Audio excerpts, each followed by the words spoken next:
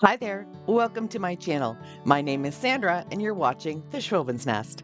If you haven't already subscribed to my channel, I'd love it if you could hit that red button. Now let's get crafting.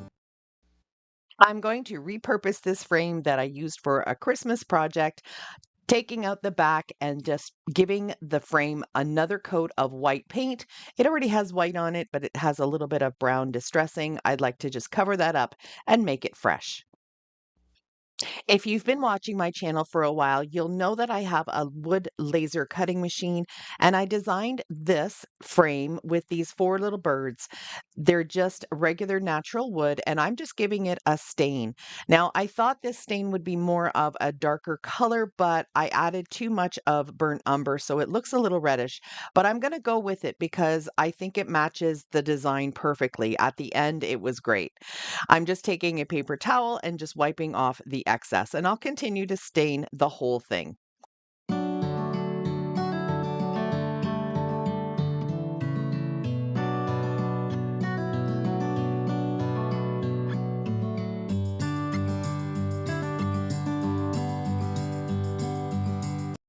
This is the frame backing, and you can see that there's some extra paper down at the bottom there. It ripped off when I tried to pull off what was already on there. So what I've decided to do, just to make this more of a white background, is just to add a couple of pieces of printer paper. I didn't want to paint this because cardboard always warps when you paint it. It gets all bubbly, and I didn't want that to happen. So I don't have a glue stick, and I thought I would just try some of this school glue. It's very wet. It makes the paper wrinkly, but you won't see that because this is just a backing. I created this background sheet on Google Drawings and I used a wood grain background and then some magnolias that I got from Creative Fabrica. If you've never visited Creative Fabrica before, you need to. They have gorgeous, beautiful graphics that you can use.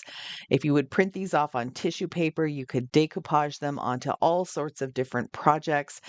It's just an amazing site. There are so many talented artists on there. I do have a referral link for you down in my description box, which means I'm an affiliate for that. If you're not sure what an affiliate is, it means I get a percentage of what you spend on there, but it doesn't increase your price. Okay. So this is not sponsored by Creative Fabrica by any means. I just love having the ability to go there whenever I'm looking for beautiful designs and then I just grab them. So what I'm going to do is I printed this off on two pieces of printer paper, one for one side, one for the other side, and now I'm just going to fit it onto my backing sheet. If you'd rather not spend the time creating something like this, I have this piece on my Etsy shop.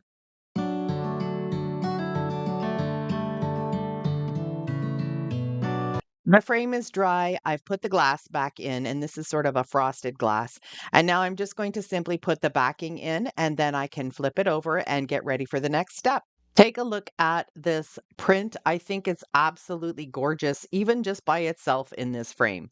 But I'm going to take these birds and I'm going to use hot glue and just place it right on top of the glass. This way I can repurpose this frame again for something else down the road. I can take out the backing, replace the paper, just pop off the birds really gently because it's really easy to get hot glue off of glass. And I'm just so excited about how this turned out. And I think it has to be my favorite this time around. But I always say that, and then I always like something else better. But for now, this is my favorite. You'll have to let me know what you think of this one.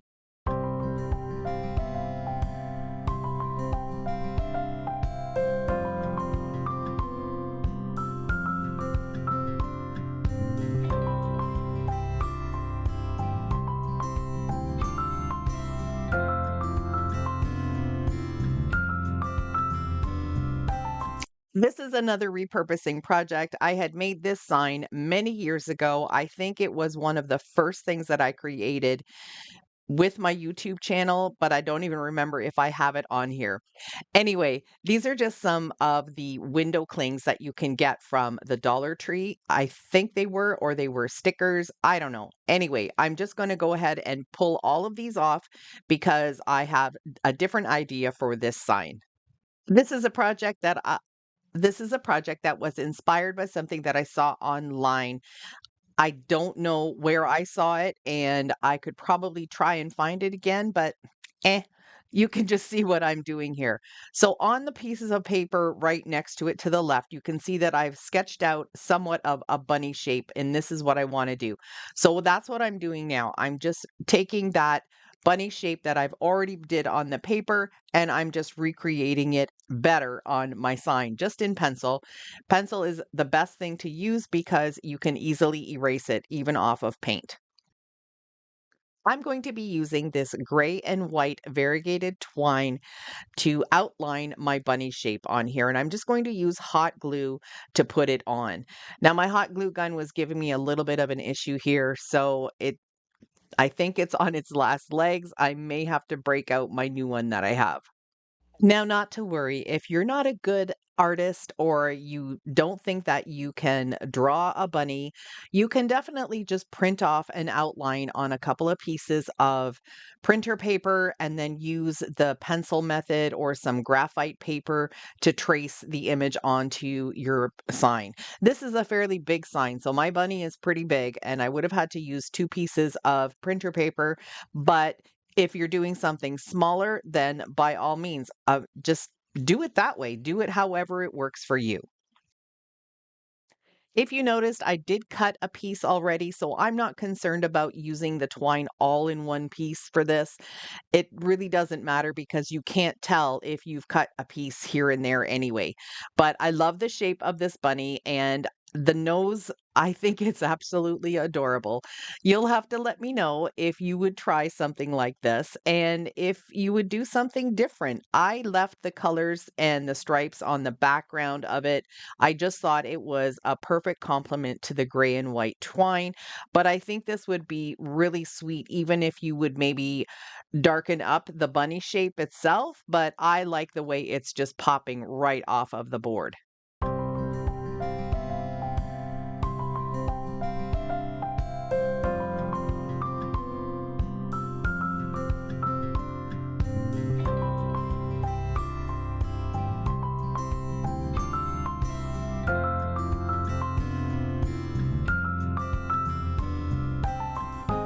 This project turned out super cute.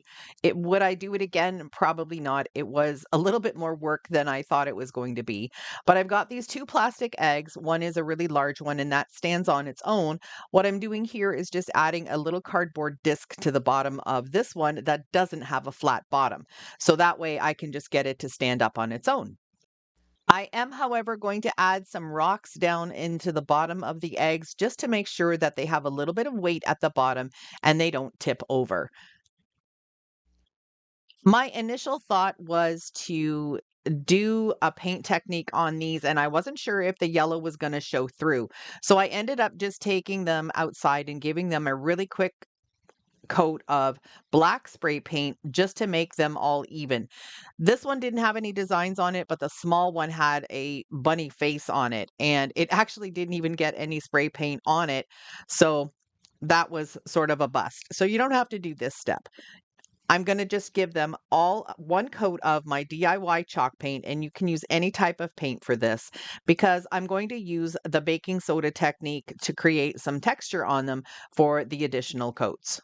After the one coat was dry, I added some paint into a small little cup. I ended up mixing way too much, so always start out with a little bit less paint than you actually need. But because this has texture in it and it kind of makes it look a little bit like chalk paint too, the excess I'm just going to dump right back into my white jar of paint. So I'm adding some baking soda. I'm going to mix it up. It's going to get really thick and it's going to look super dry like right now, but then it's going to all blend in. I used quite a bit of baking soda because I wanted this to have really good coverage too, along with the texture. I applied 2 coats of the baking soda mixture, and that covered everything perfectly. Now, one thing that you need to remember if you're using eggs that come apart, don't skip this step. Hot glue them together first. I didn't do that. I don't know why. I don't know what I was thinking, but the little one that opens on the sides, it did start to fall apart at one point. So you do see a little bit of the lines on these, but I'm okay with that. I just don't need them falling apart on me. Using some cereal box board, I'm going to draw some bunny ears. I'm going to do 4 large ones and 4 small ones. And the reason I'm doing 4 is I want the ears to be thicker, but I also want to put a piece of wire in between to make them bendable. If you're going to create this project, I would suggest not using 2 layers of cardboard. I think one would be fine with gluing the wire on it that way. I had a little bit of a hard time once I had all of my fabric on them and everything that they were difficult to bend. So the reason I used the cereal board is because it's more flexible, but then I ended up making it too stiff anyway. So I'm taking some wire and I'm bending it into the shape of the bunny ear. And then I'm going to just place it on top of the cardboard, add a whole bunch of hot glue, and then put the other piece of cardboard on top. Again, I don't think you need the extra cardboard on top. I think you would be fine just like this. But I literally just globbed a whole bunch of hot glue on there so it would hold the wire down onto the cardboard.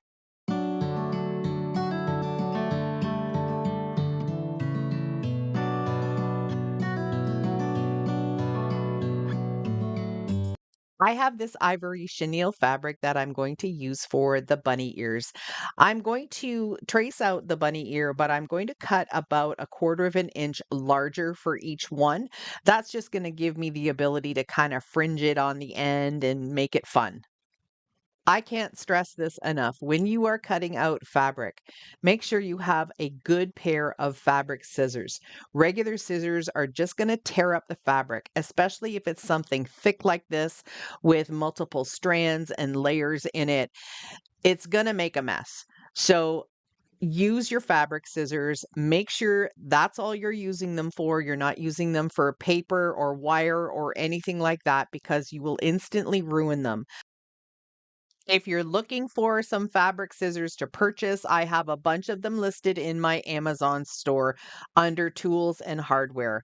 The link to my store is in my description box.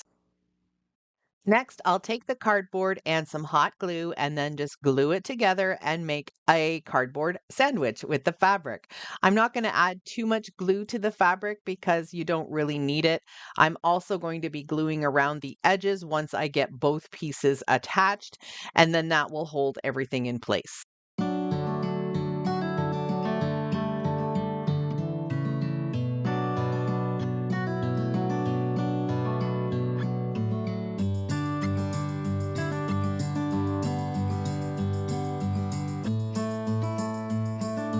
To make the edges look a little bit frayed and fuzzy, I'm just using my hand and roughing up the edges. This chenille really loosens up some of the threads really easily, and any of them that are too long, I'm just going to trim down a bit. It just made the ears look a little bit more cute. To make these bunnies look even a little bit more cutesy or fun or whimsical, I'm going to add this little piece of pink fabric. It came from a little baby blanket at the dollar store. And I'm just going to glue on a little piece on each of the ears. I grabbed my rotary tool with the diamond cutting blade, and once I turn it on, I'm going to be cutting out some areas at the top of each of the eggs so I can slide in the bunny ears. Now, this proved to be a little bit more difficult than I thought it was going to be, and I did have to make thicker openings than I thought. However, I think it was worth the effort when you see the final result. You can see here how large the opening is, and this is the big egg. The small egg, because it had the openings on the side, it actually broke open, so I had to do a little bit of fixing there. So I'm just going to show you this one because it turned out right. The other thing I had to do with the ears was cut them down a little bit at the bottom. You might be able to notice that with the one that's just sitting there. And now I'm just going to slide it in and place it where I want it to be. I wanted these ears to kind of just be straight, sticking straight up, but I ended up making them a little bit too wide. So if I needed to do this project over again, I would make much skinnier ears. For the final touch, I simply took a black marker and I did two little circles for eyes, a little circle for a nose, and then I made the two little sort of bunny lips or going out to their cheeks and a couple of little whiskers. And I think these turned out absolutely adorable. Would I make them again? I probably would. I might use a different technique for these, but I think they were worth the effort. You'll have to let me know what you think and if you might try making some bunnies like this.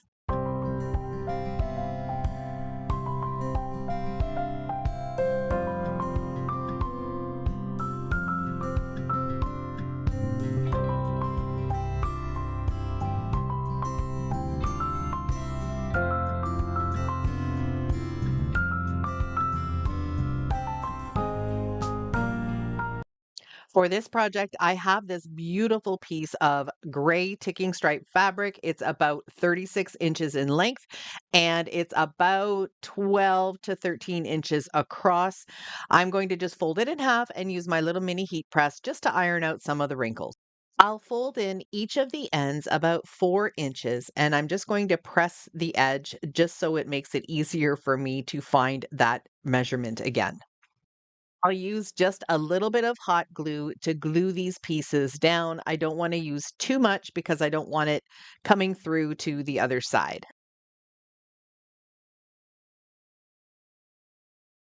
Make sure you don't miss out on this step. Put the two right sides facing together so you can glue the sides. And then once we flip it inside out, you don't have any of the ragged seam. Now, if you want to have that kind of a look, by all means, you can go ahead and do that. But for this project, I wanted it to have some nice clean edges. And again, I'm just going to use hot glue to glue these sides together.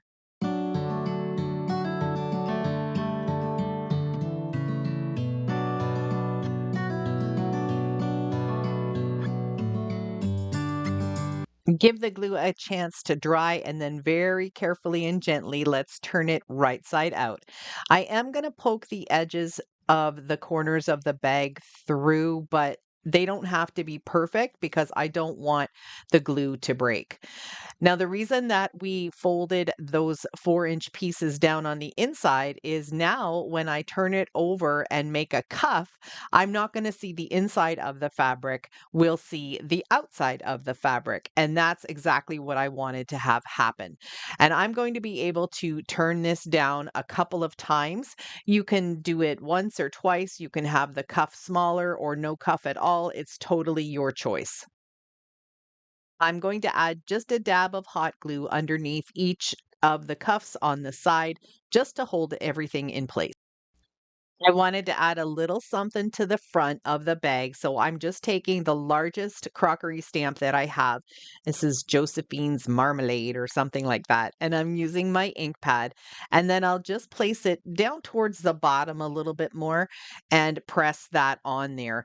I'm going to be very gentle with it and make sure that it all adheres, but it's gonna be very faint, and that's okay. I wanted it to look like an old bag that has been kind of weathered and been sitting around, and the design on it is already faded. I cut out two little wooden tags. If you have these already done from the Dollar Tree, by all means use those. I didn't have any left. I used a bunch of them at Christmas time, so I had to make my own. And I'm going to give them a couple of coats of white chalk paint just on the front. Using some gray paint and a small brush, I'm going to just dab off the excess and then just pull my brush in from the edges. That's just going to give it sort of a feathered look and a little bit more of a worn and aged look as well.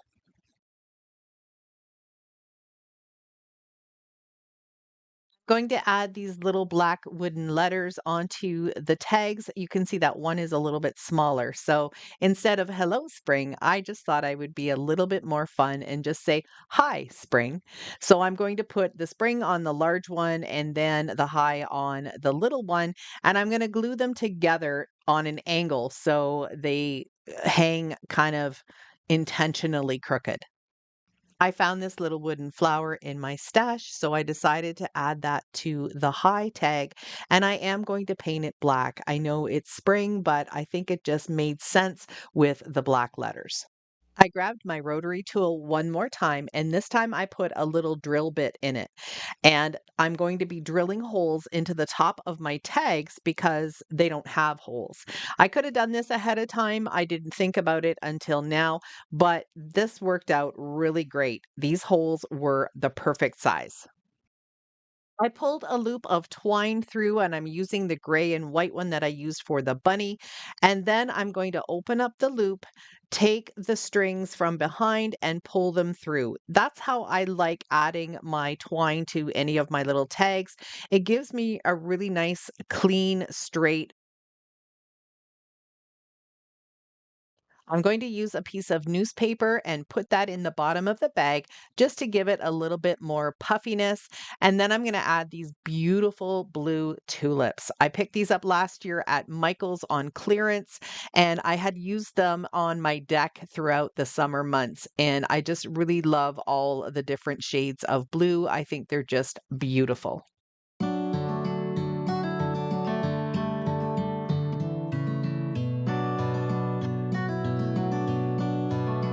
Then I thought I wanted the bag a little bit tied up. And so I grabbed this white cotton twine and I'm just going to tie it very loosely. I don't want it to be really tight at the top. But you'll have to let me know if you like this look or not, because now that I have it hanging on a wall, I'm not sure that I like the tied up look. But anyhow, I tied it together, made a little bow, and then I'm going to be adding the high spring little tags onto it just by tying those right onto the string as well. And then this project is done.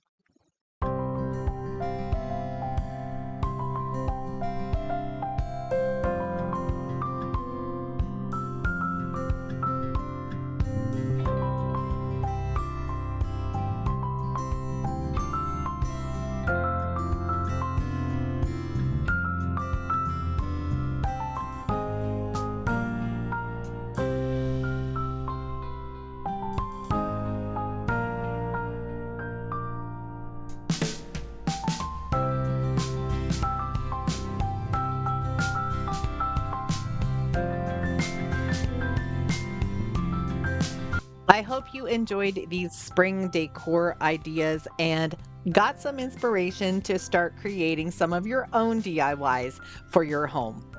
Thank you so much for watching. I truly appreciate each and every one of you. If you like this video, you might want to check out a couple more that I've got listed for you here. Bye for now.